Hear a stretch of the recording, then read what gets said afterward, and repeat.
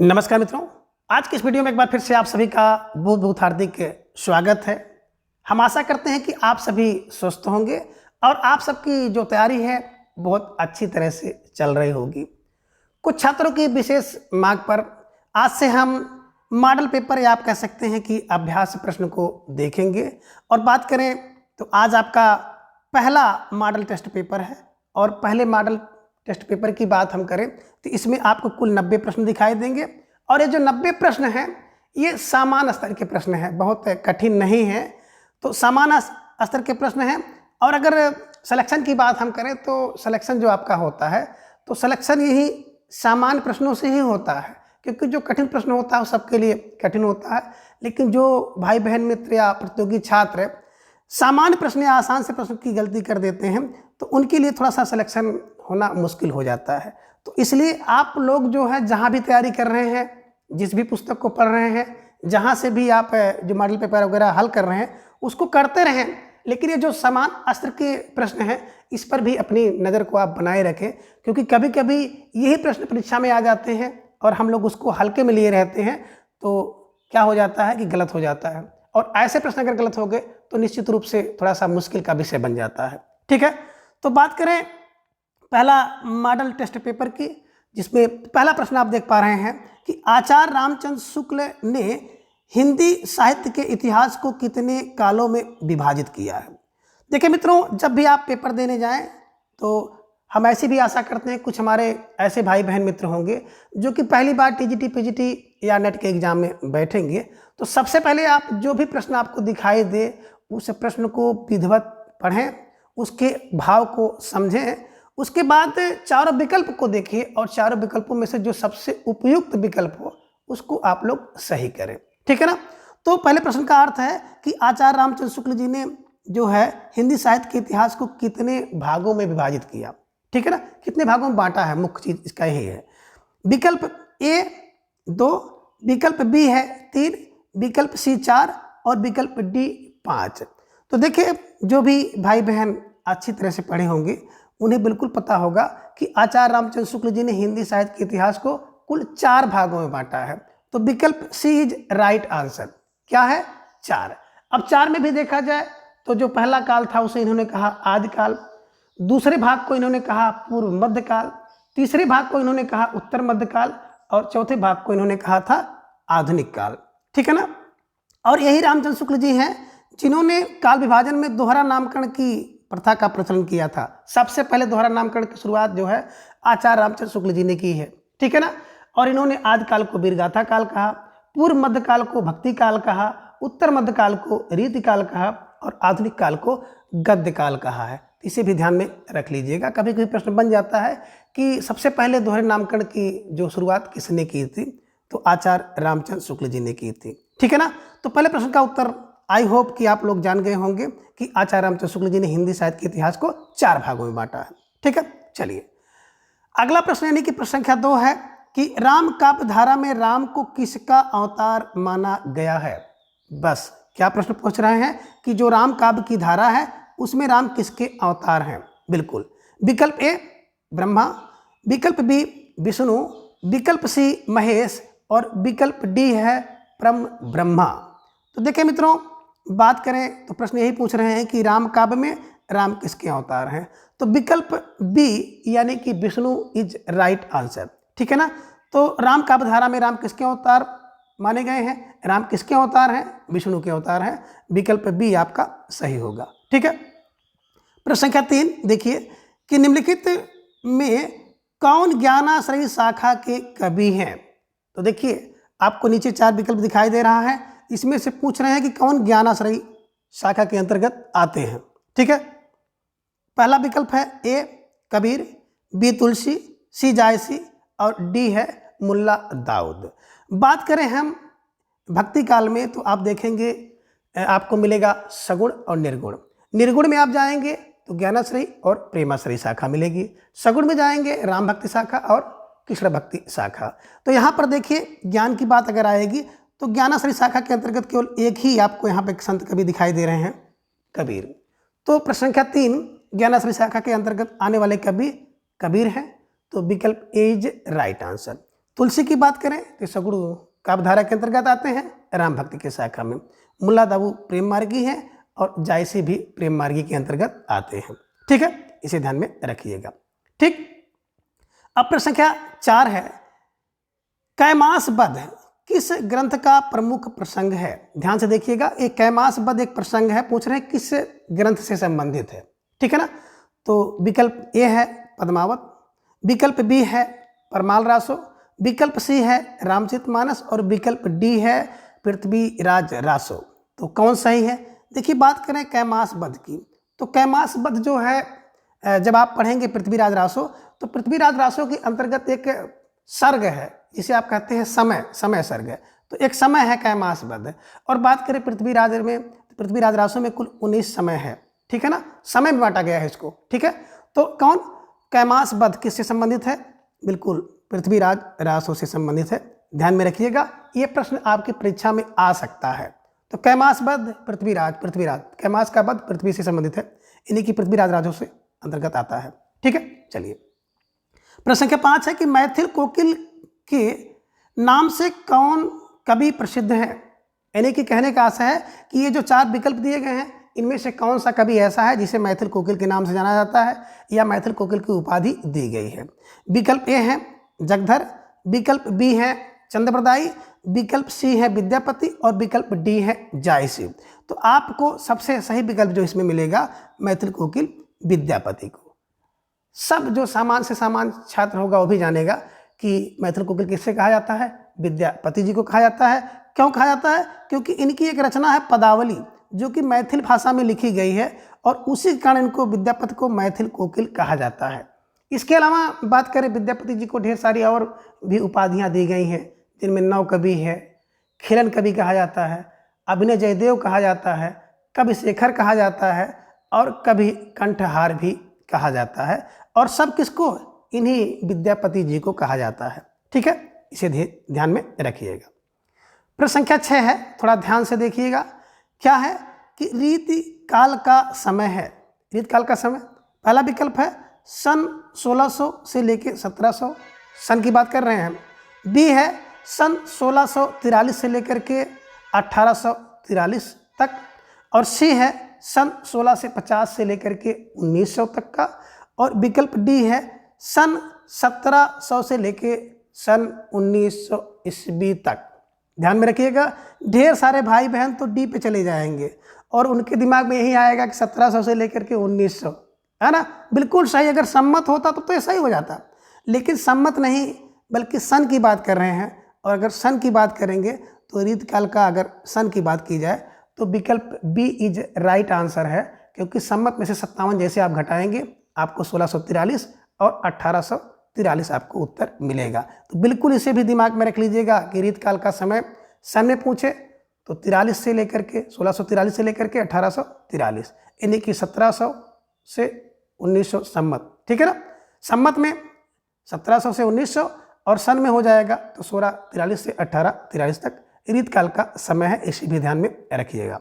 ठीक है, चलिए अगला यानी कि प्रश्न संख्या 7 है कि निम्नलिखित में कौन सी रचना मलिक मोहम्मद जायसी की नहीं है। कौन सी रचना मलिक मोहम्मद जायसी की नहीं है? कहने का आशा है कि ढेर सारी रचनाएं आपको दिखाई दे रही हैं, इनमें से एक रचना ऐसी होगी जो मलिक मोहम्मद जायसी की नहीं होगी। तो इसीलिए प्रश्न को बिल्कुल ध्यान से पढ़ना है। पहला है ए पद्मावत, दूसरा है आखिरी कलाम, तीसरा है अखरावट और चौथा है पद्मावती। तो देखिए जायसी की पूछ रहे हैं, जायसी की कौन सी एक रचना नहीं है। ठीक है, ध्यान में रखिए।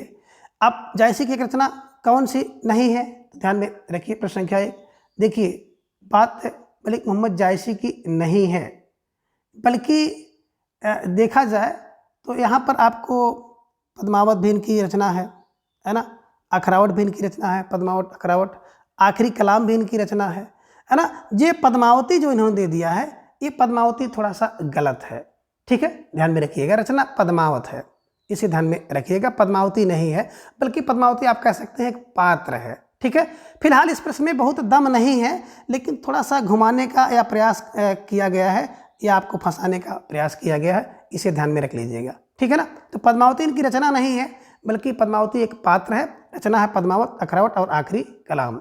चित्ररेखा, कहरनामा, ये सब इनकी रचनाएं हैं, इसे ध्यान में रखिएगा। तो विकल्प डी इज राइट आंसर है कि मलिक मोहम्मद जायसी की रचना नहीं है बल्कि एक पात्र है। ठीक है, चलिए प्रश्न संख्या 8 है कि अष्टछाप के किस कवि, बात यहाँ पे कर रहे हैं कि अष्टछाप के कवि किस संप्रदाय से संबद्ध है, यानी कि जो भी अष्टछाप के कवि हैं उनका संप्रदाय कौन सा था। ध्यान में रखिए, विकल्प ए बता रहे हैं वल्लभ संप्रदाय, विकल्प बी रामानुज संप्रदाय, विकल्प सी हरिदासी संप्रदाय और विकल्प डी है इनमें से कोई नहीं। तो ध्यान में रख लीजिएगा, जो अष्टछाप के कवि हैं, है ना, जिसकी अगर बात की जाए स्थापना की तो वल्लभाचार्य जी के पुत्र विट्ठलनाथ ने किया था, 1565 ईस्वी में किया था। ठीक है ना, तो वो सब किसके संबंधित है, बिल्कुल वल्लभ संप्रदाय के अंतर्गत आते हैं, यानी कि वल्लभ संप्रदाय से संबंधित हैं। ठीक है, चलिए प्रश्न संख्या 9, बिहारी किस श्रेणी के कवि हैं। ध्यान में रखिएगा, बिहारी किस श्रेणी के कवि हैं, यानी किसके अंतर्गत आते हैं। जब श्रेणियाँ बांटी गई ना तो उसमें रीत सिद्धि हो गया, रीत बद्ध हो गया, रीत मुक्ति हो गया, है ना, 3 श्रेणियाँ की गई थी। तो पहला विकल्प आप देख रहे हैं रीत सिद्धि, दूसरा रीत मुक्ति, तीसरा रीत बद्ध और चौथा है उपयुक्त सभी। तो कहने का आशा है कि 3 श्रेणी में बांटा गया था इनको, रीत बद्ध, रीत मुक्त और रीत सिद्ध। ठीक है ना, तो इनको किसके अंतर्गत रखा गया था। देखिए मित्रों, इनकी बात अगर की जाए तो इनको रीत सिद्ध, है ना, शाखा के अंतर्गत रखा गया था। बात करें बिहारी जी को और रसलीन जी को, 2 लोग ऐसे थे जो कि रीत सिद्ध में आते हैं। बाकी हमने एक ट्रिक बताया था मुक्ति के अंतर्गत, अभी हाल ही में आप देखे होंगे फटाफट डिवीजन वाली क्लास में कि 8 शेर, है ना, धन दे करके बोधा दुजदेव से मुक्त हो गया। ठीक है ना, इन्हीं के मुक्त वाले वो सब थे, है ना, और शेष जो बच जाए वो रीतबद्ध के अंतर्गत आते हैं। ठीक है, बिल्कुल विस्तृत क्लास आप जाके देख सकते हैं। प्रश्न संख्या 10 है कि सूची ए और सूची 2 को से सुमेलित कीजिए तथा नीचे दिए गए कूटों का प्रयोग करते हुए सही उत्तर दीजिए। तो देखिए आपको यहाँ पर दिखाई दे रहा है चंदायन और बीजक। ठीक है ना, तो चंदायन और बीजक को बहुत अच्छी तरह से आप जान सकते हैं। चंदायन किसकी रचना है, आपको भी पता है, मुल्ला दाऊद की, बीजक कबीर की। तो जहाँ पर देखिए कि पहले का तीसरा बिल्कुल, है ना, और दूसरे का चौथा विकल्प आपको यहाँ पर दिखाई दे दिया। तो पहले का तीसरा और दूसरे का चौथा, यानी कि बात की जाए तो आपको समझ में आ गया कि जो पहले हैं, यानी कि पहला आपने किसको देखा, चंदायन, चंदायन का देखिए चौथा, यहाँ पे देखिए तीसरा चंदायन, चंदायन का दूसरा है ना। तो चंदायन के लेखक कौन हो गए, मुल्ला दाऊद, 3 वाले। आपका दूसरा यहाँ पे दिखाई दे रहे हैं बीजक, बीजक के देख लीजिए आप, कबीर हो गए चौथे। रास पंचाध्यायी और वरवय रामायण, तो रास पंचाध्यायी के कौन हो जाएंगे, बिल्कुल देख लीजिए यहाँ पर, है ना, रास पंचाध्यायी, है ना, ध्यान में रखिए। रास पंचाध्यायी हो गए नंद और आपका तुलसीदास हो गए किसके, जो अंतिम रचना आपको मिल रही वरवय रामायण। ठीक है ना, यानी कि इसका जो आप देखेंगे तो बी विकल्प सही होगा, इसे भी ध्यान में रख लीजिएगा। ठीक है, अब प्रश्न संख्या 11 है कि निम्नलिखित में किसने सखा भाव की भक्ति प्रदर्शित की है। ध्यान में रखिएगा कि सखा भाव की भक्ति किसने की है 11 में। विकल्प ए तुलसीदास, विकल्प बी कबीरदास, विकल्प सी मीराबाई और विकल्प डी है सूरदास। तो देखिए मित्रों, सबसे पहले अगर बात की जाए तुलसीदास जी की, तो तुलसीदास की जो भक्ति है वो दास्य भाव की भक्ति है। कबीर की भक्ति भी दास्य भाव की है। मीराबाई की जो भक्ति है वो माधुर्य भाव की है। और सूरदास की भक्ति की बात की जाए तो पहले दास भाव की थी, बाद में जो इनकी जो भक्ति हुई वो सखा भाव की हुई। तो इसका जो अगर सही विकल्प देखा जाए तो D is right answer, Surdas. ठीक है ना, यानी कि सूरदास की जो भक्ति थी वो दास भाव की भक्ति थी। ठीक है, इसे ध्यान में रखिएगा। तो प्रश्न संख्या 11 का जो विकल्प डी सही होगा। ठीक है, अब प्रश्न संख्या 12 है कि भूषण के काव्य में किस काव्य गुण की प्रधानता है। देखिए भाई, किस काव्य गुण की विकल्प ए बता रहे हैं माधुर्य, विकल्प बी प्रसाद, विकल्प सी ओज और विकल्प डी ए बी दोनों, यानी कि माधुर्य और प्रसाद दोनों। तो अब देखिए भूषण को जान ही रहे हैं कि बीरस से कवि थे, और जो बीरस का कवि होता है ना उसमें क्या होता है, अगर गुण की बात करें तो ओज गुण होता है, श्रृंगार में माधुर्य होता है, और प्रसाद सब में होता है। तो मोटी मोटी बात दिमाग में रख लीजिएगा कि बी रस के थे, इसलिए इनके काव्य में जो है ओज गुण की प्रधानता रहेगी। तो भूषण किस काव्य के? भूषण के काव्य में ओज गुण की प्रधानता थे। ठीक है ना, 12 का विकल्प सी सही होगा। प्रश्न संख्या 13 है कि यदि गद्य कवियों की कसौटी है तो निबंध गद्य की कसौटी है, यह कथन किसका है? बिल्कुल कोई हो भी नहीं सकता, आप लोग जान गए। विकल्प ए रामचंद्र शुक्ल, बी गुलाब राय, सी हजारी प्रसाद द्विवेदी और डी हो गए इनमें से कोई नहीं। तो यदि गद्य कवियों की कसौटी है तो निबंध गद्य की कसौटी है ना, यह कथन आचार्य रामचंद्र शुक्ल जी का है। ठीक है, ध्यान में रखिएगा। प्रश्न संख्या 14 है, निम्नलिखित में आंचलिक कहानीकार कौन है? विकल्प ए है राजेंद्र यादव, बी फणीश्वर नाथ रेणु, सी कमलेश्वर और डी है मोहन राकेश। तो बात करें आंचलिक यानी कि ग्रामीण क्षेत्रों से संबंधित जो रचना करने वाले हैं वो फणीश्वर नाथ रेणु है। आपको नागार्जुन जी भी इसके अंतर्गत आते हैं। तो ध्यान में रखिएगा कौन है? फणीश्वर नाथ रेणु। विकल्प बी इज राइट आंसर। ठीक है। प्रश्न संख्या 15 है, हरिशंकर परसाई मुख्यतः किस प्रकार के निबंध लेखक हैं? देखिए हरिशंकर परसाई जी की बात करें तो ललित निबंध, यात्रापरक निबंध, हास्य व्यंग्य निबंध और भावात्मक निबंध। तो जितने भी भाई बहन हैं वो जान रहे हैं कि हरिशंकर परसाई की बात किया जाए तो हास्य व्यंग्य निबंध लेखक हैं। इन्होंने जितने भी निबंध लिखा है बिल्कुल हास्य और व्यंग्य में लिखा हुआ है। ठीक है ना, इसे भी ध्यान में आप रखिएगा। प्रश्न संख्या 16 है कि उपन्यास को मानव चरित्र का आख्यान किसने कहा है? देखिए कहने का आशय है कि उपन्यास को मानव चरित्र का आख्यान किसने कहा है? तो विकल्प ए है जयशंकर प्रसाद, बी यशपाल, सी रामचंद्र शुक्ल और डी है प्रेमचंद। तो देखिए जितने भी लोग इसमें हैं अगर देखा जाए मोटा मोटा तो सबसे अच्छे जो उपन्यासकार हैं वो मुंशी प्रेमचंद ही हैं। तो आपका विकल्प भी मुंशी प्रेमचंद के पास जाएगा, यानी कि विकल्प डी प्रेमचंद इसके सही उत्तर हैं। तो विकल्प D is right answer, Premchand. ठीक है ना, उपन्यास को मानव चरित्र का आख्यान प्रेमचंद जी ने कहा है, इसे भी ध्यान में रखिएगा। चलिए प्रश्न संख्या 17 देखिए कि निम्नलिखित में कौन सा उपन्यास प्रेमचंद का नहीं है? सब लोग जान रहे हैं, आसान है कि प्रेमचंद के उपन्यास आपको रटे रटाए होंगे कि शिवा प्रेमारंग में, काया निर्मल, हुई गबन में, कर्मभूमि में, गोदान आए, मंगल सूत्र में बध गए प्रेम, ये सारे के सारे मुंशी प्रेमचंद जी के उपन्यास हैं। तो बात करें विकल्प ए सेवा सदन बिल्कुल है, कर्मभूमि है ये है 1925 में, तो कर्मभूमि में पहुंच सेवा सदन में 18 जन रहते हैं, 1918 में लिखा गया है। गोदान इनका है ये है गोकी दान करो, है ना, संबंधन से, है ना। और चित्रलेखा उपन्यास इनका नहीं है। तो विकल्प C is right answer, Chitralekha. Chitralekha किसका है? भगवती चरण वर्मा जी का है। ठीक है। प्रश्न संख्या 18 है कि खड़ी बोली नाम इसलिए प्रचलित हुआ क्योंकि? खड़ी बोली क्यों नाम पड़ा? बोली खड़ी बोली नाम, तो देखिए इसमें खरी खरी कहने की क्षमता है। विकल्प बी इसका ध्वनि विन्यास कर्कश है। विकल्प सी इसमें खड़ी मात्रा का प्रयोग अधिक है और विकल्प डी इसे खड़े खड़े आसानी से सीखा जा सकता है। तो सबसे अधिक उपयुक्त और सटीक विकल्प होगा विकल्प ए, इसमें खरी खरी कहने की क्षमता है, इस कारण से इसका नाम खड़ी बोली प्रचलित हुआ। ठीक है।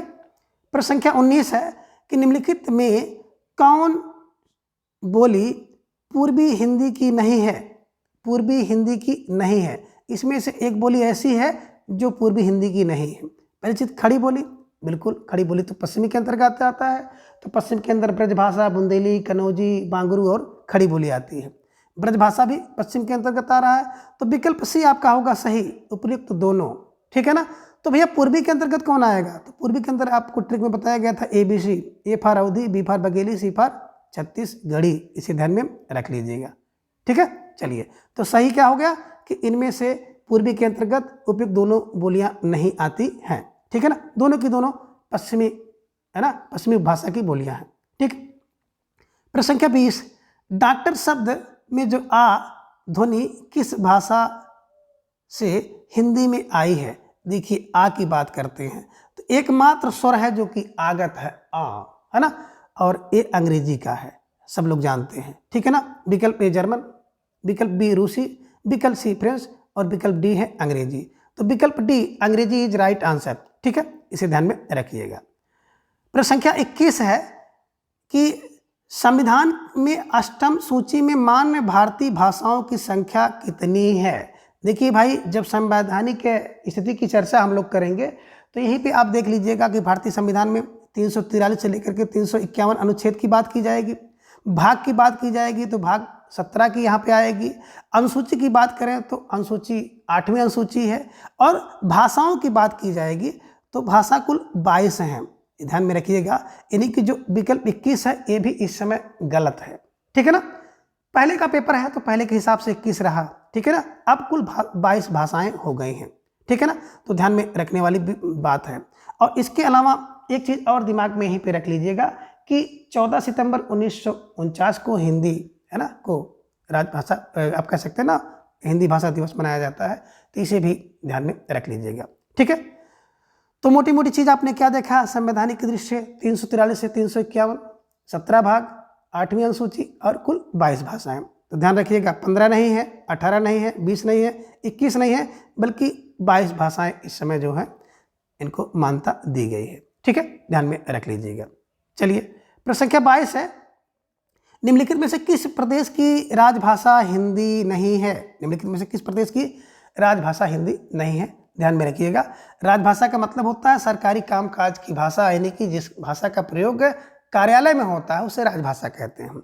तो ए पंजाब, बी राजस्थान, सी मध्य प्रदेश और डी है बिहार। तो सही उत्तर होगा पंजाब। पंजाब में जो है अगर बात करें तो हिंदी को राजभाषा नहीं कहा गया है, बिल्कुल एकदम आपको दिख रहा है स्पष्ट रूप से। ठीक है, चलिए, प्रश्न संख्या 23, हिंदी शब्द किस भाषा की देन है ना, या किस भाषा की देन है, किस भाषा से लिया गया है? ध्यान में रखिएगा, बिल्कुल हलवा सा प्रश्न है, इसका तो उत्तर सबको आना चाहिए और कई बार टेट में पूछा गया है।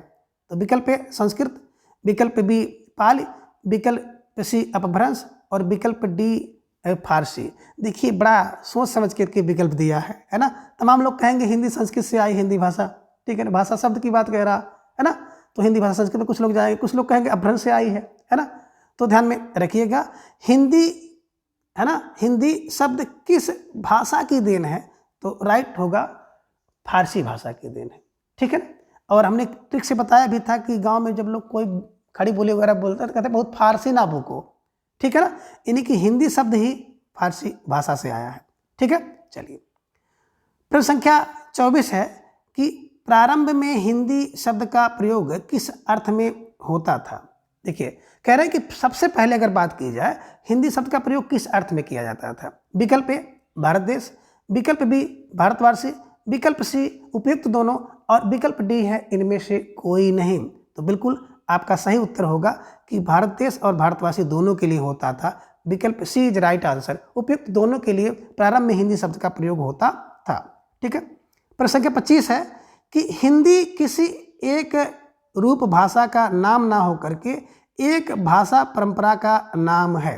कह रहे हैं कि जो हिंदी है वो किसी एक रूप भाषा का नाम ना होकर के एक भाषा परंपरा का नाम है। ये कथन किसका है? तो दिमाग में रखिएगा, विकल्प ए भारतेंदु हरिश्चंद्र, विकल्प बी की बात करें हजारी प्रसाद द्विवेदी, विकल्प सी आचार्य रामचंद्र शुक्ल और विकल्प डी है रामविलास शर्मा। तो कौन है? देखिए, परंपरा की बात आ जाती है तो हमेशा बताते हैं कि परंपरा में हजार ढूंढिएगा।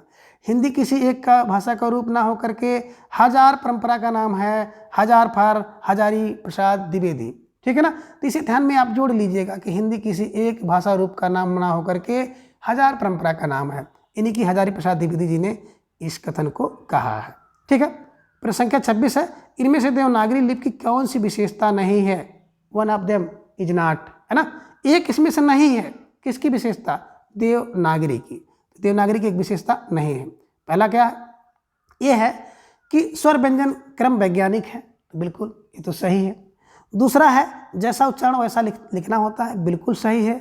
विकल्प सी है एक ध्वनि के लिए प्राय एक वर्ण होता है, ये भी सही है। और विकल्प डी है कुछ वर्णों का उच्चारण नहीं होता है, यही विकल्प गलत है। तो कहने का आशय ये है कि विकल्प डी सही होगा, है ना, यानी कि देवनागरी लिपि की एक विशेषता यही नहीं है कि कुछ वर्णों का उच्चारण नहीं होता है, ये गलत है, यानी कि विकल्प डी आपका सही उत्तर होगा। ठीक है, बाकी ये 3 विशेषताएं आपकी देवनागरी लिपि के अंतर्गत आती हैं, यानी कि देवनागरी लिपि की विशेषताएं हैं। प्रश्न संख्या 27 को आप लोग देखें, रस को आनंद स्वरूप किसने माना है? रस को आनंद का स्वरूप किसने माना? ए अभिनवगुप्त, बी भट्टनायक, सी शंकुक और डी है भरत मुनि। तो देखिए मित्रों, रस की बात करें आनंद स्वरूप मानने वाले अभिनवगुप्त हैं। तो अभिनवगुप्त विकल्प ए इज राइट आंसर। कौन है? अभिनवगुप्त। प्रश्न संख्या 28 है कि हिंदी साहित्य के किस काल में कला काल के लिए सिद्धांत प्रधान साहित्य की रचना प्रमुखता रही? तो दिमाग में रख लीजिएगा, हिंदी साहित्य में कह रहे हैं किस काल में कला काल के लिए जो है सिद्धांत प्रधान साहित्य रचना की प्रमुखता थी। ठीक है ना? तो ध्यान में रखिए, भक्ति काल, विकल्प बी रीत काल, विकल्प सी भ्रांति युग, विकल्प डी हो गया द्विवेदी युग। तो देखिए कला काल की बात करें तो कला काल कहाँ भी गया है। रीत काल को कला काल रमाशंकर शुक्ल रसाल ने कहा। श्रृंगार काल किसने कहा? विश्वनाथ ने कहा। रीत काव्य की बात कहा तो रीत काल को रीत काव्य गेरसन जी ने कहा, और रीत काव्य को रीत काल कहा था आचार्य रामचंद्र शुक्ल जी ने। तो बिल्कुल कला काल की बात जहाँ पे आएगी रीत काल के अंतर्गत। ठीक है, इसे ध्यान में रखिएगा, प्रधानता रही। प्रश्न संख्या 29 है, गेय पद रचना को क्या कहते हैं? ए कहेंगे गेय पद, बी कहेंगे संगीत, सी कहेंगे गीत और डी कहेंगे पद। तो उत्तर देखिए, कोई गेय पद होगा जिसे गाया जाता है उसे हम लोग कहते हैं गीत, है ना, जिसे आप अंग्रेजी में कहते हैं सॉन्ग। ध्यान में रखिएगा। प्रश्न संख्या 30 है कि कीरति भनित भूति भल सोई, सुर सम सब कह हित होई। यह पंक्ति तुलसीदास ने इस पंक्ति में कौन सा काव्य प्रयोजन स्पष्ट किया है? ध्यान में रखिएगा, कीरति भनित भूत भल सोई, सुर सम, है ना, सुर सरिसम सबका हित होई। तो इसमें कौन सा, सबका हित की बात आ रही है ना, तो कह रहे कौन सा का प्रयोजन इसमें स्पष्ट किया है? ध्यान से पढ़ेंगे तो विकल्प ए कीर्ति की प्राप्ति, बी लोकरंजन, सी शांत सुखाय और विकल्प डी है लोक मंगल। तो सही उत्तर आपका होगा डी इज राइट आंसर, लोक मंगल। ठीक है ना? तो कौन सा प्रयोजन इसमें स्पष्ट हुआ है? तुलसीदास का लोक मंगल। ठीक है ना? चलिए, प्रश्न संख्या 31 है कि भयानक रस का अस्थाई भाव। देखिए एक प्रश्न आपका रस से आ गया, है ना, भयानक रस का अस्थाई भाव। हालांकि बहुत कठिन प्रश्न तो नहीं है, लेकिन आसान सा प्रश्न है। क्रोध, भय, सी उत्साह और डी हो गया भयानक। तो आपने क्या देखा कि कह रहे हैं कि भयानक रस का अस्थाई भाव, विकल्प ए क्रोध, विकल्प बी भय, विकल्प सी उत्साह, विकल्प डी भयानक। तो देखिए भयानक रस का अस्थाई भाव क्या होता है? भय होगा। क्रोध अस्थाई भाव किसका है? रौद्र का। उत्साह किसका है? वीरस का है। तो ध्यान में रखिएगा, भयानक, है ना, ये रस है, भयानक अस्थाई भाव नहीं है, बल्कि, है ना, भयानक रस का अस्थाई भाव होता है भय। ठीक है, चलिए, और जितने भी रस हैं, है ना, सभी रस 11 रसों का आपको अस्थाई भाव पता होना चाहिए। ठीक है।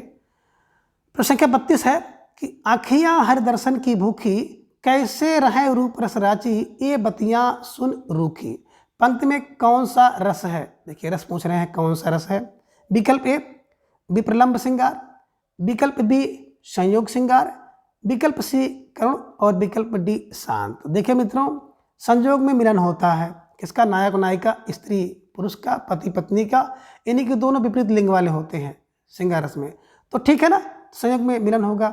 करुण रस में क्या होता है? किसी इष्ट व्यक्ति का, आप जाने रहे हैं, वियोग होता है, हमेशा के लिए हो जाता है।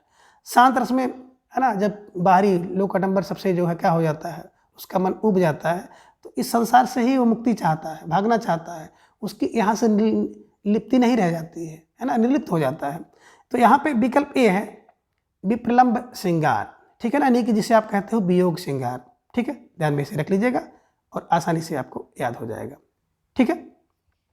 प्रश्न संख्या 33 है, जहाँ किसी व्यंजन वर्ण की बार बार आवृत्ति हो वहाँ कौन सा अलंकार होता है? देखिए व्यंजन, है ना, वर्ण की वृत्ति, वर्ण वृत्ति। ठीक है ना, विकल्प ए यमक अलंकार, विकल्प बी रूपक अलंकार, विकल्प सी अनुप्रास अलंकार और विकल्प डी है श्लेष अलंकार। तो देखिए जहाँ पर वृत्ति वर्ण अनुमानी होता है, अनुमानी बार बार प्रासमानी वर्णों की वृत्ति हो तो वहाँ पे अनुप्रास अलंकार होगा। ठीक है ना, विकल्प सी इज राइट आंसर। ठीक है ना, जहाँ पे वर्ण वृत्ति बार बार होती है वहाँ पर अनुप्रास अलंकार होता है। ठीक। प्रश्न संख्या 34 है, या अनुरागी चित्त की गति समझे नहीं कोय, ज्यों ज्यों बूढ़े श्याम रंग त्यों त्यों उज्जवल होय, ज्यों ज्यों बूढ़े श्याम रंग त्यों त्यों उज्जवल होय। इस दोहे में अलंकार बताइए। ध्यान से देखिएगा कौन सा अलंकार है। ठीक है ना, विकल्प ए भ्रांतिमान, विकल्प बी विभावना, विकल्प सी उत्प्रेक्षा और विकल्प डी है विरोधाभास। बात करें भ्रांतिमान, तो भ्रांतिमान होगा नहीं, क्योंकि भ्रांत में क्या होता है, किसी एक वस्तु को दूसरी वस्तु में भ्रम से कोई दूसरा वस्तु मान लिया जाता है और उसके अनुरूप कार्य भी किया जाता है। ठीक है ना। विभावना बिना हेतु कार्य, बिना हेतु के बिना कारण के ही कार्य की उत्पत्ति होती है, बिन पंख चले सुने बिन काना। ठीक है ना। उत्प्रेक्षा में क्या होता है, एक वस्तु में दूसरी वस्तु की संभावना प्रकट की जाती है, तो संभावना भी यहाँ नहीं है, बल्कि क्या है कि ज्यों ज्यों बूढ़े श्याम रंग त्यों त्यों उज्जवल होए, श्याम में डूबो त्यों त्यों उज्जवल हो जाओ, विरोधाभास अलंकार, विरोधाभास अलंकार। ठीक है। तो विकल्प डी इज राइट आंसर। क्या है, विरोधाभास अलंकार। मोस्ट इंपॉर्टेंट प्रश्न, कई बार परीक्षा में पूछा गया है। ठीक है। चलिए, प्रश्न संख्या 35 है, सवैया किस प्रकार का छंद है। ठीक है ना। सवैया, तो ध्यान में रखिएगा, सवैया में 22 से 26 है ना वर्ण होते हैं, ध्यान में रखिएगा सवैया है ना। तो वर्णिक है, विकल्प ए वर्णिक, विकल्प बी मात्रिक, विकल्प सी सममात्रिक और विकल्प डी इनमें से कोई नहीं। तो देखिए, जब बात करते हैं छंद की, तो छंद दो प्रकार के हमने बताया भी है, आप जाकर देख सकते हैं छंद वाली क्लास में, है ना। दो प्रकार के हैं, एक वर्णिक है, दूसरा है मात्रिक। मात्रिक में मात्रा वाले में अगर देखा जाए तो सममात्रिक, अर्धसममात्रिक और विषम मात्रिक। सममात्रिक की ट्रिक हमने बताई थी कि चौं चौं रोगी हरि, चौपाई चौपाई चौपाई रोला गीत का हरि गीत का, चौं चौं रोगी हरि, चौं चौं रोगी हरि। ठीक है ना। ये सममात्रिक वाले थे। अर्थ सम्माने में बर दो है ना, बर दो बरवे दोहा सोठा और रोला, बर दो उल्लाला उल्ला, और सोठा। कुछ को हमने बताया था विषम में, है ना, कुंडलिया और छप्पे, कुंडलिया और छप्पे विषम और सममात्रिक हैं। इसके अलावा जो बच जाते हैं वो सब चले जाते हैं आपका कहाँ पर, वर्णिक में। तो देखिए, सवैया उसमें नहीं है, तो सवैया क्या है, वर्णिक छंद है, इसे ध्यान में रख लीजिएगा। और इसमें कितने 22 से 26 वर्ण होते हैं, ध्यान में रखिएगा, 22 to 26। प्रश्न संख्या 36 है कि मैं राम राज्य की चाह नहीं करूँगा, है जो तुम्हें इष्ट वही है ना करूँगा, संतान जो सत्यवादी जनेगी, राज अधिकारी वही बनेगी। तो 36 का पूछ रहे हैं कि पद का छंद बताइए। ठीक है ना। तो देखिए, छंद की बात अगर की जाए मोटा मोटा, तो इसको दिमाग में रख लीजिएगा, गीत का है ना, इंद्रब्रजा, हरि गीत का और बसंत तिल का। तो यहाँ पे बात करें तो इंद्रब्रजा इज राइट आंसर होगा आपका। ठीक है ना, इसे ध्यान में रख लीजिएगा। ठीक। चलिए, प्रश्न संख्या 37 है कि निम्नलिखित राज्यों में अंग्रेजी किसकी राजभाषा है ना। मिजोरम, मणिपुर, नागालैंड, उपयुक्त सभी। तो देखिए, विकल्प ए है मिजोरम, विकल्प बी है मणिपुर, विकल्प सी नागालैंड, विकल्प डी है उपयुक्त सभी। तो उपयुक्त सभी है ना, सभी में जो सरकारी कामकाज की भाषा यानी कि राजभाषा क्या है, अंग्रेजी है, इसे ध्यान में रखिएगा।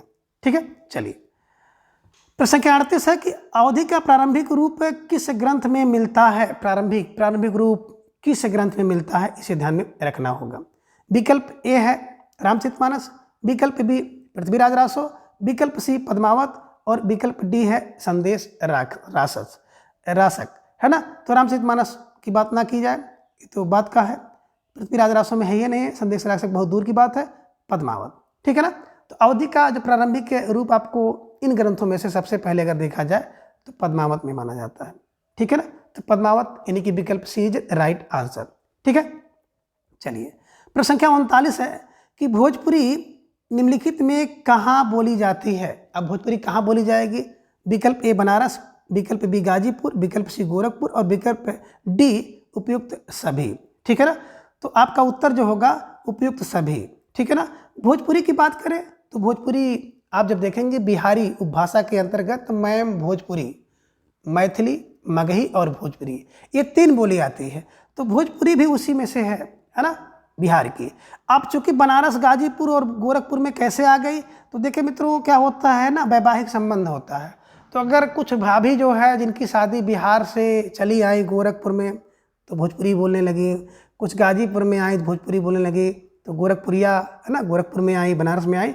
तो विवाह द्वारा कुछ भाभी लोग जब आई हैं तो वो लोग क्या करने लगी, बिल्कुल भोजपुरी बोलने लगी, और जब भोजपुरी बोलने लगी तो वहाँ के आसपास के लोग भी भोजपुरी बोलने लगे। तो ऐसे ऐसे कुछ दिमाग में रख लीजिएगा। ठीक है ना। तो भोजपुरी बनारस, गाजीपुर और गोरखपुर में बोली जाती है, विकल्प डी इज राइट आंसर। ठीक है। चलिए, प्रश्न संख्या 40 है निम्नलिखित कथनों पर विचार कीजिए और नीचे दिए गए संकेतों द्वारा सही विकल्प का चयन कीजिए। ठीक है ना। अब सही विकल्प आपको इसमें से चयन करना है। कह रहे हैं कि ध्वनि वर्ण का मूल आधार है। सही है गलत है? बिल्कुल सही है।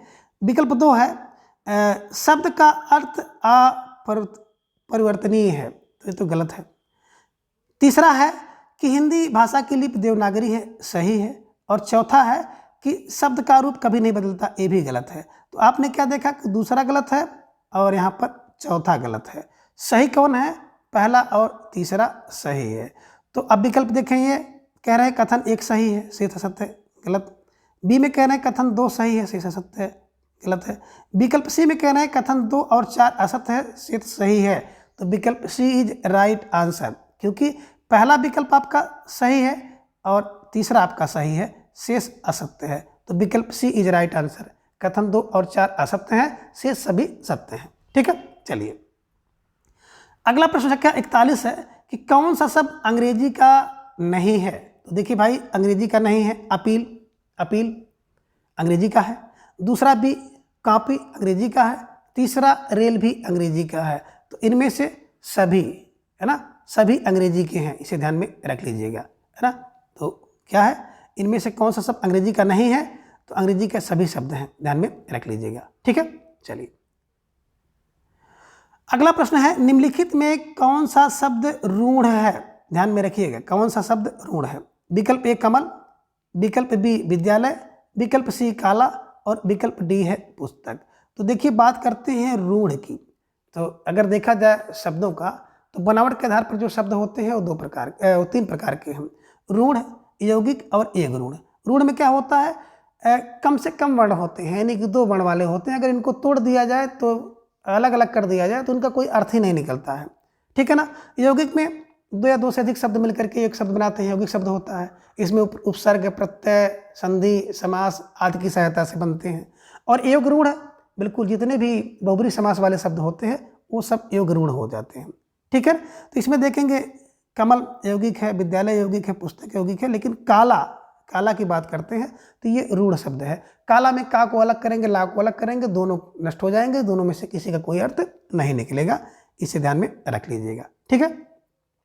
प्रश्न संख्या 43 है कैंची किस भाषा का शब्द है? विकल्प ए हिंदी, विकल्प बी तुर्की, विकल्प सी अरबी और विकल्प डी है फारसी। तो इसमें जो सही विकल्प होगा कैंची, कैंची तुर्की भाषा का शब्द है। तो इसे दिमाग में रख लीजिएगा। और ढेर सारे भाई बहन इस समय डिमांड कर रहे हैं कि तुर्की, पुर्तगाली, है ना, अरबी, फारसी आज से संबंधित कुछ क्लासें ली जाएं। तो आने वाले 1-2 दिन में जो है इसकी भी क्लास आपको मिलेगी, ट्रिक से मिल जाएगी। ठीक है ना। तो कहने का से जितने भी अस्त्र हैं, तुर्की है, कैंची है, चाकू है, इसे ध्यान में रखिएगा। ये ज़्यादातर शब्द जो होते हैं वो तुर्की भाषा के होते हैं। ठीक है, चलिए अगला है प्रश्न संख्या 44 कि निम्नलिखित में फारसी का कौन सा शब्द नहीं है? यानी कि एक शब्द ऐसा है जो फारसी का नहीं है। खुराक, विकल्प ए खुराक, विकल्प बी चरखा, विकल्प सी देहात और विकल्प डी इनमें से कोई नहीं। तो विकल्प डी सही है, इनमें से कोई भी शब्द ऐसा नहीं है जो फारसी का नहीं है। इन्हीं के सारे शब्द जो है फारसी भाषा के हैं। ठीक है, चलिए प्रश्न संख्या 45 है निम्नलिखित में कौन सा शब्द अरबी भाषा का है? तो कह रहे हैं कि इनमें कौन सा अरबी भाषा का शब्द है? तो ध्यान में रखिएगा, विकल्प ए तारीख, विकल्प बी तोप, विकल्प सी है तनख्वाह और विकल्प डी है मलाई। तो ध्यान में रखिएगा, जो सही विकल्प होगा तारीख। ठीक है ना। तारीख क्या है? अरबी भाषा का शब्द है, बाकी शेष शब्द जो है अरबी भाषा के शब्द नहीं है। ठीक है, चलिए अगला प्रश्न यानी कि प्रश्न संख्या 46 पे हम लोग चलेंगे और देखेंगे गिरह कट निम्नलिखित में से कौन सा शब्द है? ठीक है ना। गिरह कट, है ना, गिरह माने होता है धोती, कट माने काटने वाला, धोती को काटने वाला। ठीक है ना। तो तद्भव, विकल्प बी शंकर, विकल्प सी देशत और विकल्प डी है योग रूढ़। तो देखिए गिरह और कट 2 शब्द से मिलकर बना हुआ है, इसलिए गिरह कट शब्द जो होता है वो संकर शब्द है, मिश्रित शब्द है। ठीक है, चलिए प्रश्न संख्या 47 है चाय किस भाषा का शब्द है? देखिए ढेर सारे प्रश्न भाषा के शब्दों से लिए गए हैं। ठीक है ना। तो उसको भी ध्यान में रखते हुए आपको तैयारी करनी है। चाय शब्द की बात करें तो हिंदी, विकल्प ए हिंदी, विकल्प बी फारस अरबी, विकल्प सी चीनी और विकल्प डी है तुर्की। तो विकल्प सी इज राइट आंसर कि चाय जो है ना, चाय चीनी शब्द है, ध्यान में रखिएगा। चाय चीनी, चाय चीनी, चाय चीनी के साथ रहती है ना, चाय में चीनी चाहिए भैया, चाय में चीनी, तो चाय में चीनी, चाय चीनी है ना, चाय चीनी शब्द हो गया, ध्यान में रखिएगा। ठीक है। प्रश्न संख्या 48 है कि बाल्टी किस भाषा का शब्द है? तो ध्यान में रखिएगा। विकल्प ए तुर्की, विकल्प बी हिंदी, विकल्प सी फारसी, विकल्प डी है पुर्तगाली। तो ध्यान में रखिएगा, जो बाल्टी शब्द है ये पुर्तगाली शब्द है। ठीक है ना। देखिए, अब पुर्तगाली शब्द का मतलब होता है गाली देगा। अगर किसी की बाल्टी है ना, नहाने जाए बाल्टी खो जाए तो गाली देगा। कोई सब्जी बनाए जाए, उससे गोभी गायब हो जाए तो गाली देगा, है ना। कनस्तर किसी का उल्ट दोगे तो गाली देगा। आलपीन चुबो दोगे तो गाली देगा, है ना। कर्नल हमेशा गाली देता है। तो कर्नल, आलपीन, अन्नास, अलमारी, गोभी, पपीता, है ना, गोदाम, चाबी, ये सब अगर देखा जाए तो पुर्तगाली शब्द हैं। और आने वाले दिनों में इस पर भी एक अच्छी सी क्लास और ट्रिक की सहायता से ली जाएगी। ठीक है। चलिए, प्रश्न संख्या 49 है, निम्नलिखित में कौन शब्द तत्सम नहीं है? अब कौन सा शब्द ऐसा है जो तत्सम नहीं है, इसे ध्यान में रखिएगा। अभियंता, विकल्प ए अभियंता, विकल्प बी ज्योतिष, विकल्प सी है नारियल और विकल्प डी है नक्षत्र। तो देखिए मित्रों, अगर बात की जाए तत्सम नहीं है तो नारियल, है ना, नारियल तत्सम नहीं है, बल्कि नारियल तद्भव है। नारियल का तत्सम होता है नारिकेल। ठीक है ना, ध्यान में रखिएगा। तद्भव तत्सम वाली वीडियो जाके आप देख सकते हैं। ठीक है। प्रश्न संख्या 50 है, रूढ़ शब्द उनको कहते हैं, है ना। रूढ़ शब्द किसको कहते हैं? कि जिनका अर्थ परिवर्तनशील, अपरिवर्तनशील होता है, जिनकी कोई व्युत्पत्ति, है ना, व्युत्पत्ति नहीं होती, जिनका रूप कभी नहीं बदलता, इनमें से कोई नहीं। तो देखिए, बता दिए कि रूढ़ शब्द वही होता है जिनका अर्थ अपरिवर्तनशील होता है, जैसे हाथ, पैर, हाथी, है ना। ज़्यादातर 2 वर्ड वाले, है ना, शब्द जो होते हैं वो रूढ़ शब्द के अंतर्गत आते हैं, इसे ध्यान में रख लीजिएगा। ठीक है। प्रश्न संख्या 51 है, निम्नलिखित में कौन व्यक्तिवाचक संज्ञा है? कौन व्यक्तिवाचक संज्ञा है? व्यक्तिवाचक संज्ञा का मतलब होता है किसी का नाम हो, है ना, स्थान, भाव, वस्तु अथवा किसी मनुष्य के नाम को, है ना। तो शिक्षक, ए शिक्षक, बी महेंद्र, सी विद्यार्थी, डी मंत्री। तो देखिए, महेंद्र क्या है? विकल्प B is right answer. Mahendra, Mahendra एक नाम है, और नाम है तो व्यक्तिवाचक संज्ञा होगी। ठीक है। प्रश्न संख्या 52 है कि सर्वनामिक विशेषण किसे कहते हैं, है ना। यानी कि सर्वनामिक विशेषण क्या है? संज्ञा के पहले आता है, संज्ञा के बाद आता है, सर्वनाम के बाद आता है, इनमें से कोई नहीं। तो देखिए मित्रों, जो संज्ञा के पहले आता है वही विशेषण जो होता है सर्वनामिक विशेषण होता है, इसे ध्यान में रख लीजिएगा। कभी कभी प्रश्न यहाँ से बन जाता है और आप मुश्किल, जैसे यह है घर मेरा, यह पुस्तक मेरी है ना, जैसा जैसा, ऐसा कैसा, है ना, ऐसा कैसा, जैसा आदि, ऐसा आम, है ना, जैसा देश। तो ये सब जो सर्वनामिक विशेषण कब होगा? जब संज्ञा के पहले कोई सर्वनाम शब्द आ जाता है तो सर्वनामिक विशेषण हो जाता है, इसे ध्यान में रख लीजिएगा। तो विकल्प ए राइट आंसर होगा कि संज्ञा के पहले आता है कौन? सर्वनामिक विशेषण। ठीक है। प्रश्न संख्या 53 में देखिए, आपको एक चित्र दिखाई दे रहा है और पूछ रहे हैं कि उपयुक्त चित्र किस साहित्यकार का है। देखिए मित्रों, पहले बात करें, बहुत पहले तो ढेर सारे प्रश्न जो है इस टाइप से एक आध प्रश्न पूछे जाते थे कि ये किसका है। ठीक है ना, तो इनसे सभी लोग परिचित होंगे। विकल्प ए हरिऔध, विकल्प बी भारतेंद्र चंद, विकल्प सी सुमित्रानंदन पंत और विकल्प डी है निराला। तो उत्तर आपको दिख रहा है निराला जी। ठीक है, ध्यान में रख लीजिएगा, ये निराला जी का जो है चित्र आपको दिखाई दे रहा है। ठीक है। प्रश्न संख्या 54 है, वह लाचार है क्योंकि वह अंधा है, वाक्य में कौन सा अव्यय है? वह लाचार है क्योंकि वह अंधा है, इसमें कौन सा अव्यय है? ए संकेतवाचक, बी परिणामवाचक, सी कारणवाचक और डी इनमें से कोई नहीं। तो देखिए, वह क्या है? अंधा है ना, अंधा है तो कारण है, कारणवाचक। ठीक है ना, कौन सा अव्यय है? कारणवाचक अव्यय है। प्रश्न संख्या 55 है, निम्नांकित वाक्यों में क्रिया विशेषण का वाक्य कौन सा है ना। देखिए, पहला, धोबी कपड़ा साफ धोता है, वह धीरे धीरे पढ़ता है, समोसे ताजे बने हैं, और विकल्प डी है ए और बी। तो देखिए, अगर ध्यान से देखा जाए तो यहाँ पे देखिए, धोना, धोना कैसे धो रहा है? साफ धो रहा है ना। पढ़ता कैसे? धीरे धीरे पढ़ रहा है है ना। तो यानी कि विकल्प डी, ए और बी, ये दोनों क्या है, क्रिया विशेषण है।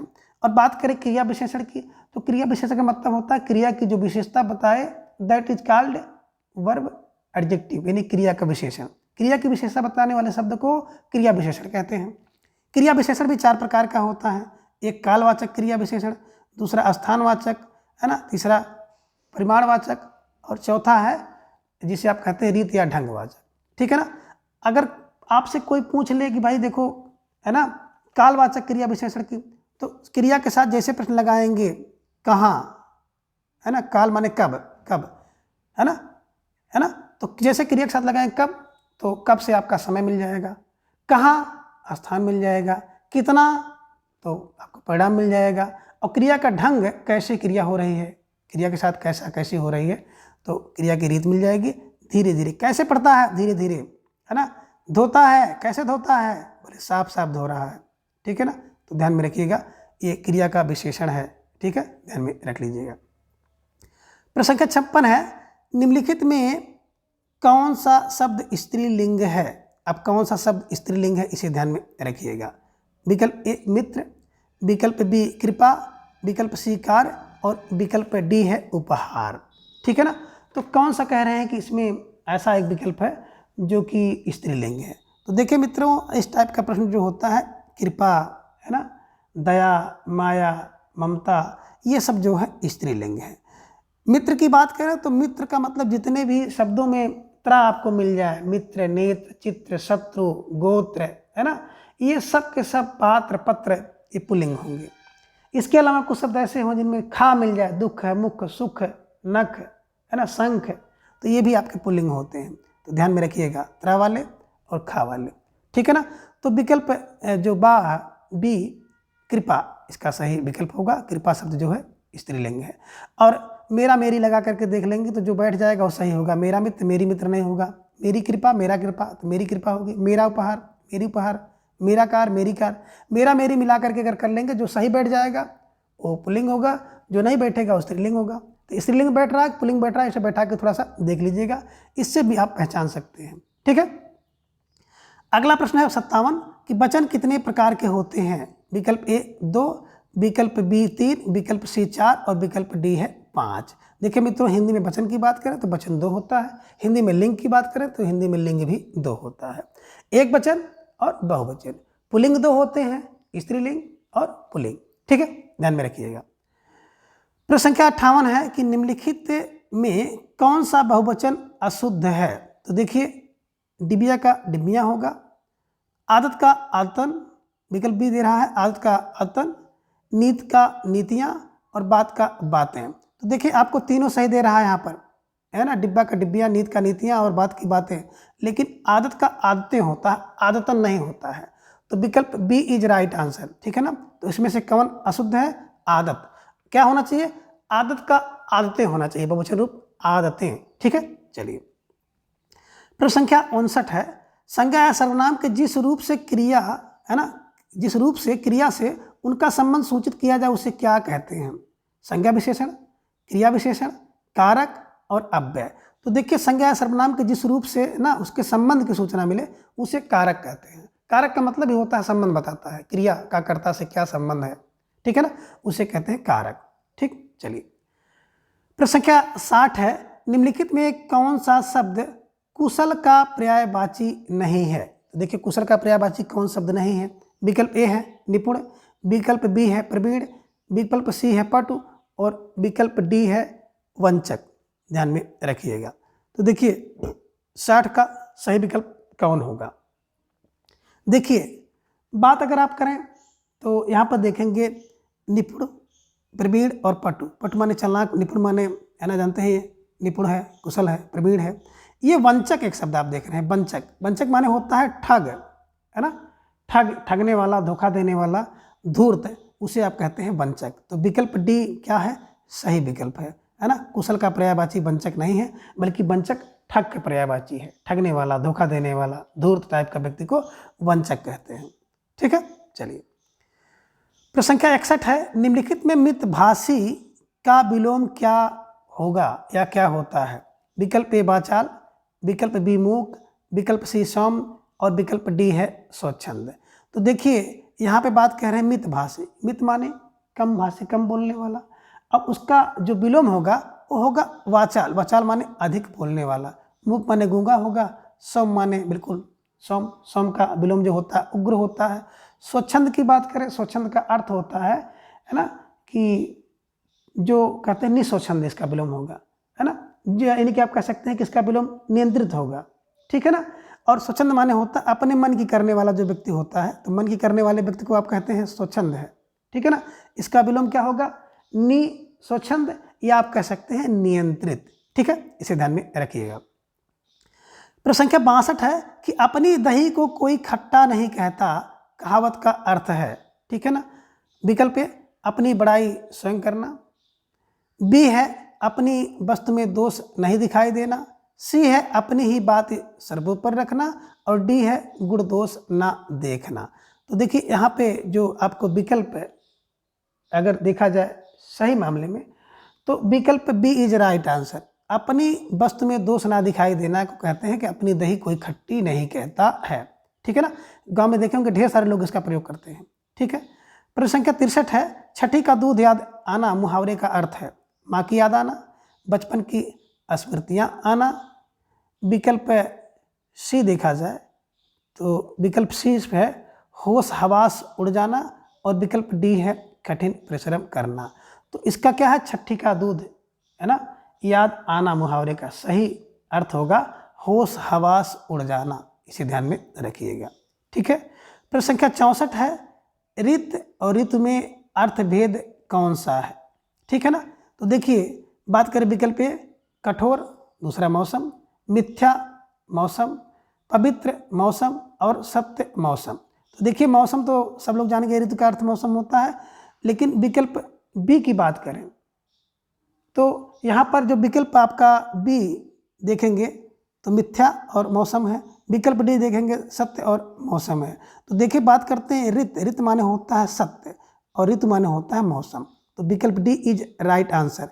क्या है, ऋत और ऋतु का अर्थ होगा सत्य और मौसम, है ना। ऋत माने होता है सत्य और ऋतु माने होता है मौसम, तो सत्य और मौसम इसका जो सही विकल्प होगा, विकल्प डी इज राइट आंसर, ठीक है। चलिए प्रश्न संख्या 65 है, किसी बात को बढ़ा चढ़ा कर कहना वाक्यांश के लिए एक शब्द है। देखिए किसी बात को बढ़ा चढ़ा के कहना का मतलब होगा क्या, विकल्प एक अत्युक्ति, विकल्प बी होगा गप हाँकना, विकल्प सी वाचालता, और विकल्प डी है मितभाषी। देखिए बात को बढ़ा चढ़ा कहने का मतलब होता है अतिशय धन उक्ति, अतिशय माने अधिक, उक्ति माने कहना, किसी बात को बढ़ा चढ़ा के कहना, है ना, ठीक है, उसी को कहते हैं अतिशयोक्ति। कभी लोग खूब कहते थे, है ना, पानी परात को हाथ छुओ नहीं, है, पानी परात में हाथ छुए ही नहीं और आंसू के जल इतने बढ़ गए कि पैर उनका धुला होगा। ये बात तो सही है कि 2-4-10 बूंद जो है नेत्रों से जल गिरा होगा, लेकिन इतना बढ़ा चढ़ा करके कि परात कुछ नहीं छुए पूरा पैर जो उनका धुल गया, ये जो है अधिकता हो गई, अधिकता, अतिशयोक्ति हो गई, ठीक है। प्रश्न संख्या 66 है, कुल और कुल में अर्थभेद कौन सा है, इसे ध्यान में रखिएगा। पहला है ए वंश ठंडा, वंश किनारा, परिवार और योग, वंश और योग और वंश। तो ध्यान में इसे रखिएगा कि इसका जो विकल्प अगर देखा जाए तो इसका विकल्प बी होगा। वंश माने देखिए कुल माने होता है वंश और कुल माने होता है किनारा, तो कुल माने वंश और कुल माने किनारा, विकल्प बी इज राइट आंसर, ठीक है। प्रश्न संख्या 67 है, संध्या और रात के बीच के समय को क्या कहते हैं। वाक्यांश के लिए एक शब्द हमने पढ़ाया है, आप जाके वहाँ पे देख सकते हैं, ठीक है ना।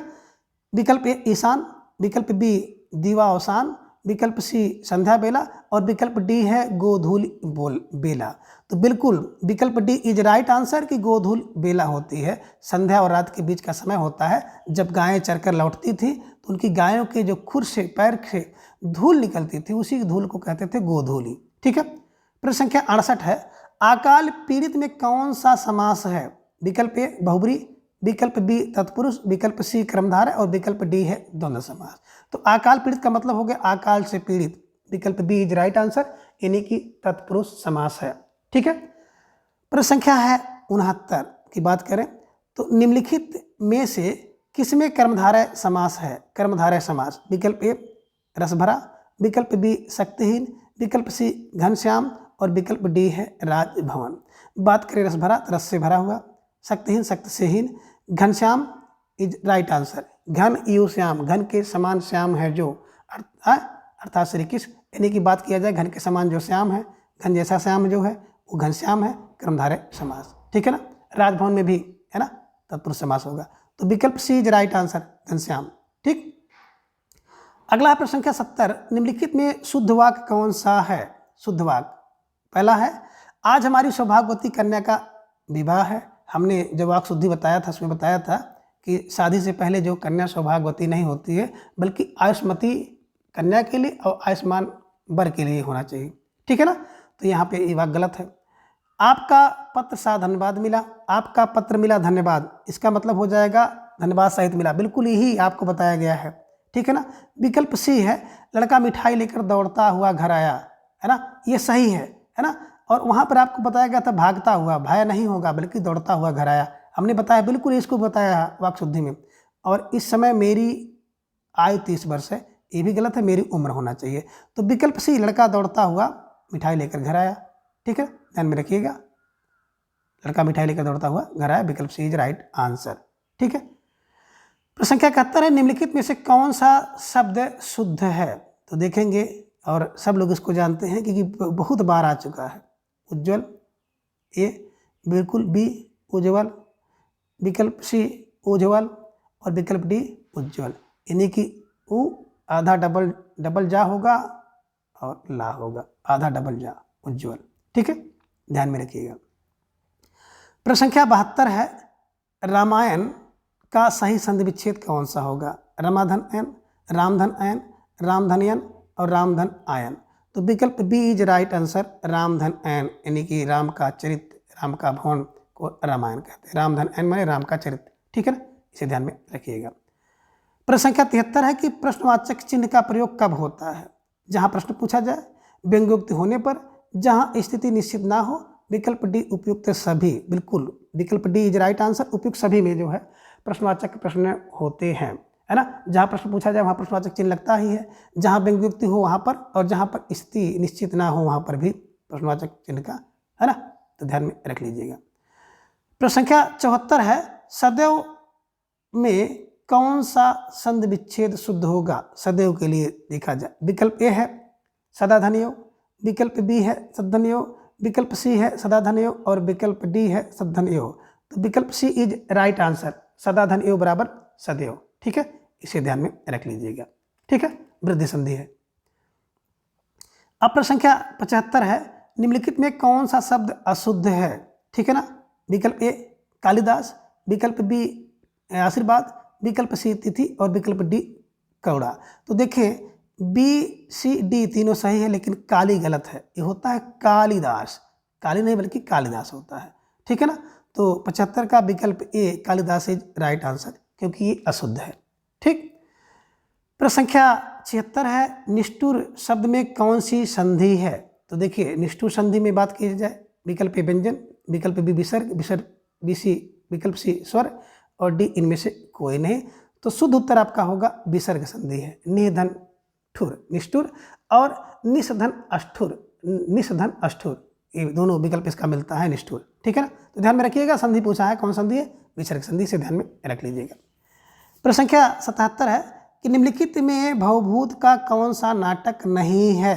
भवभूत का नाटक हमने बताया था तम तम वम बताया था, है ना।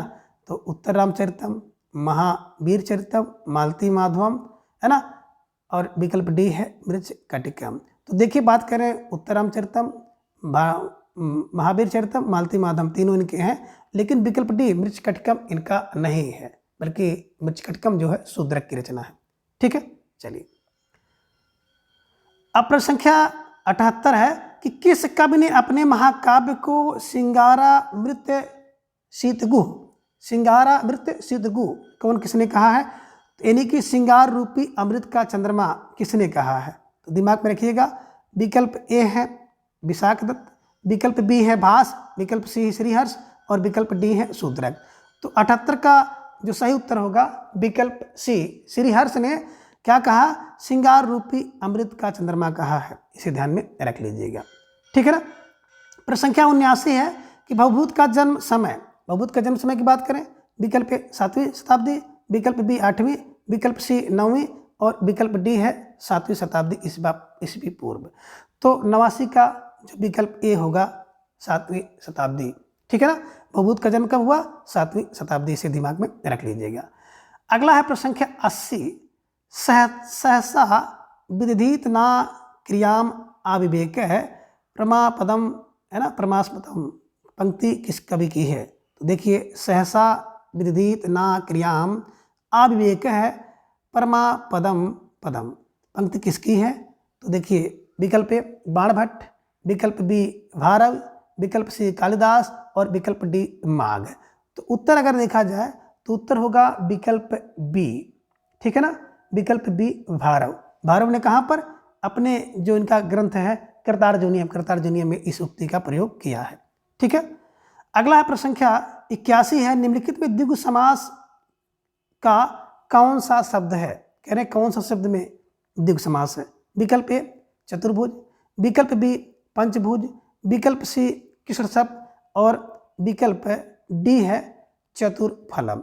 तो देखिए, अगर मोटा मोटा देखा जाए तो चतुर्भुज में बहुब्रीहि समास हो जाएगा, पंचभुज में बहुब्रीहि समास हो जाएगा, कृष्ण शब्द में अगर देखा जाए तो कर्मधारय समास होगा, चतुर्फल में अगर देखा जाए तो बिल्कुल सही उत्तर यही होगा कि इसमें द्विगु समास है, ठीक है।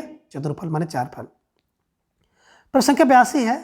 सचिवालय का संधि विच्छेद होगा, सचिवालय का संधि विच्छेद होगा। विकल्प ए सचिधन वाल्व है, विकल्प बी सचिव धन वाल्व है, विकल्प सी है सचिव धन आलय है और विकल्प डी है सचिव व धन लय है। तो विकल्प सही है सचिव धन आलय है ना, सचिवालय है, ठीक है, इसे ध्यान में रखिएगा। सचिव का आलय, सचिव का घर, ठीक है, ध्यान में रख लीजिएगा। तो विकल्प सी इज राइट आंसर, ठीक है। प्रश्न संख्या 83 है। आपातकाल में कौन सी संधि है? ठीक है ना। विकल्प ए है खरिचा, विकल्प बी है रोरी, विकल्प सी आयादि और विकल्प डी है गुण संधि। तो 83 की अगर बात की जाए तो बिल्कुल सही उत्तर होगा आ खरिचा, ठीक है ना, खरिचा संधि, ठीक है। प्रश्न संख्या 84 है। कार्य कुशल में कौन सा समास है? विकल्प ए संप्रदान, विकल्प बी अपादान, विकल्प सी संबंध, विकल्प डी है अधिकरण। तो बिल्कुल कार्य कुशल का मतलब होता है कार्य में कुशल, अधिकरण तत्पुरुष समास होगा। कार्य में कुशल, वाक में पटु, नीति में निपुण, ठीक है, इसे ध्यान में रख लीजिएगा। तो कौन सा होगा? तो विकल्प 84 कार्य कुशल में अगर बात की जाए तो अधिकरण तत्पुरुष समास होगा। प्रश्न संख्या 85 है कि निम्नलिखित में किस शब्द में द्विगु समास है? विकल्प ए सज्जन है, विकल्प बी पंचवटी, विकल्प सी राजप्रसाद है, विकल्प डी विद्या धनम। तो देखिए, आप जान रहे हैं कि द्विगु समास में क्या होता है कि पूर्व पद में संख्यावाची होता है और दूसरा पद जो है, एक ना, तो ध्यान रखिएगा पंचवटी, पंचधनवटी, ठीक है ना, तो पंचवटी। विकल्प बी इज राइट आंसर, ठीक है ना, इसे ध्यान में रख लीजिएगा। तो प्रश्न संख्या 85 का जो सही विकल्प होगा बी पंचवटी। पंचवटी में क्या हो गया? द्विगु समास। अगला शब्द है प्रश्न संख्या 86 है कि संस्कृत में धातु रूप कहते हैं संज्ञा पद को, कर्म पद को, क्रियापद को, विशेषण पद को। तो धातु रूप किसे कहेंगे? तो धातु रूप आपको बिल्कुल अच्छी तरह से पता है कि क्रियापद को धातु रूप कहा जाता है संस्कृत में, इसे ध्यान में रख लीजिएगा। प्रश्न संख्या 87 है। भू धातु का लट लकार प्रथम पुरुष बहुवचन रूप होगा। सब लोग रटे हैं, है ना, भवति भवतः भवन्ति, है ना। तो विकल्प ए है भवन्ति, विकल्प बी है भवाम, विकल्प सी है भवत और विकल्प डी है भवत। तो ध्यान में रखिएगा भवति भवतः भवन्ति, तीसरा यानी कि भवन्ति, है ना। तो 87 प्रश्न संख्या 87 भू धातु का लट लकार प्रथम पुरुष बहुवचन रूप होगा भवन्ति, ठीक है। चलिए, अगला शब्द है प्रश्न संख्या 88 में। मुनो शब्द रूप किस विभक्ति का है? एक वचन, प्रथमा एक वचन, सप्तमी एक वचन, षष्ठी एक वचन और पंचमी एक वचन। तो मुनु शब्द की अगर बात की जाए तो सप्तमी एक वचन रूप है, इसे ध्यान में रखिएगा। मुनि शब्द का भी रूप आप याद कर लीजिएगा। प्रश्न संख्या 89 है। निम्नलिखित में आकारांत स्त्रीलिंग शब्द कौन सा है? आकारांत स्त्रीलिंग शब्द। विकल्प ए नदी, विकल्प बी धेनु, विकल्प सी बालिका, विकल्प डी फल। तो देखिए, आकारांत माने ये बड़ा, है ना, और स्त्रीलिंग होना चाहिए, तो बालिका, बालिका इज राइट आंसर, यानी कि विकल्प सी 89 प्रश्न संख्या 89 का विकल्प सी सही है, ठीक है ना। अगला प्रश्न संख्या 90 और आज की इस सीरीज का अंतिम प्रश्न है कि करोध किस धातु का रूप है। करोध किस धातु का रूप है। विकल्प ए भू धातु, विकल्प बी पा धातु, विकल्प सी पठ धातु और विकल्प डी है क्रिया धातु। तो बिल्कुल करोध क्या देखा जाए तो धातु यानी कि क्रिया धातु का रूप है। ठीक है, इसे ध्यान में रखिएगा। तो इस प्रकार से इन सभी 90 प्रश्नों को आपने विस्तृत रूप से देखा, व्याख्यात्मक रूप से देखा है। आशा करते हैं कि आपकी तैयारी में थोड़ा बहुत मदद करेगा। आप इससे अपनी तैयारी को जांच और परख सकते हैं। तो आज की इस वीडियो में बस इतना। अगली वीडियो में फिर हम किसी एक नए इसी तरह से अभ्यास प्रश्नों को लेकर उपस्थित होंगे। तब तक के लिए धन्यवाद, नमस्कार, बाय।